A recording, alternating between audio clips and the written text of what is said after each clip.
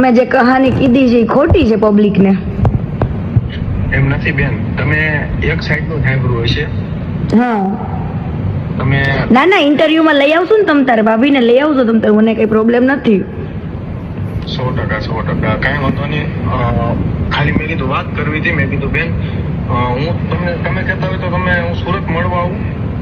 હું સુરત નથી અત્યારે. અને બધી વાતચીત આપણે કરી એમ પ્રેમથી તમતારે. હું કાંઈ એવું કાંઈ કહેવાય નથી માંગતો. હા પણ તમે બે સાઈડ છે આપણે. હું એમ કહું બેઉ સાઈડ થી સાંભળેલું છે, તમારું સાંભળી લીધું છે ઓલરેડી. તમે તો મીડિયા સમક્ષ કીધું છે. મીડિયા સમક્ષ કીધું છે. 100% ની વાત સાચી છે. ને મેં બે બાજુથી વાત સાંભળી છે. તમારી સાંભળી છે ટોટલી વાત, ટોટલી ઇન્ટરવ્યુઝ જોયા બરાબર, અને પછી ત્યાંથી નહીં સાંભળ્યું છે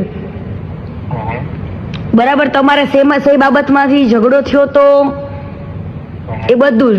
અને જે કાજલ રહી ને એ કાજલ સાથે તમારે 6 વર્ષથી તમારે હતું જ બરાબર. અને કાજલ પેલા તમને મેરેજ ની ના પાડતી હતી, પછી આમની સાથે મેરેજ થયા એટલે એને જેલસ ફીલ થવા માંડી, એટલે તમને રાત્રે ઘરે સુવા નહોતી જવા દેતી, રાઈટ? ફોનમાં તમે વાત કરો, વાત મોડે સુધી ફોનમાં તમે ચર્ચા બહાર વાતો કરવા રહેતા, ને પછી ઘરે જતા એટલે ડખો થતો.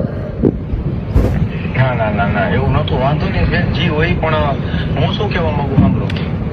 તમારે 7 વર્ષથી તમારી મિત્ર હતી તો લગ્નમાં કેમ ન આવી? હાલો ઈકો કાજલ ત્યારે ઘરે એલાવું જ નહોતું બેન. કેમ એલાઉડ? અત્યારે આટલું બધું એલાઉડ હોય તો ત્યારે તમે તમારા મેરેજમાં ન આવવા દે યાર આટલી સારી મિત્રને? નો આવવા દીધી હવે. કેમ ન આવવા દે? અને ચાલુ રાખજો એક આપણે લાલભાઈ રહ્યા ને. કોણ? દલાલભાઈ. હા એમને વાત કરવી હતી કે બેનનો ફોન આવે તો ખાલી મને વાત કરાવવાનું ખાલી. કે તમારી સાથે છે? હે? તમારી જોડે છે?